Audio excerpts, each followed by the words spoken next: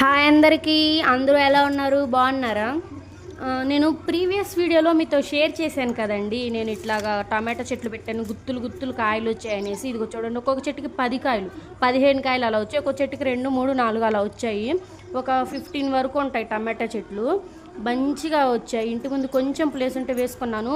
మీకు కూడా ఇలా ఎవరి దగ్గరైనా ఇంటి దగ్గర ఇలా కొంచెం ప్లేస్ ఉంటే అస్సలు వేస్ట్ చేయొద్దు. ఎందుకంటే ఎటువంటి మందులు కొట్టకుండా తినాల్సిన ఫుడ్ ఈ జనరేషన్లో ఖచ్చితంగా తినాలి.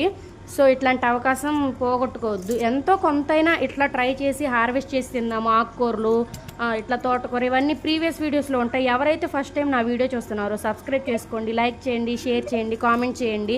ఇలాంటి ఎక్స్పీరియన్స్ పండించడం మీకు ఎవరికైనా ఉంటే, నేను మాత్రం ఫస్ట్ టైం అండి, నాకు చాలా హ్యాపీగా ఉంది.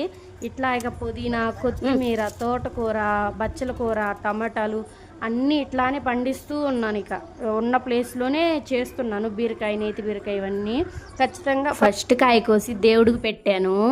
సబ్స్క్రైబ్ చేసుకోండి అందరికీ. Bye bye. దేవుడికి ప్రసాదంగా పెట్టాను ఫస్ట్ కాయ. చాలా హ్యాపీగా ఉంది.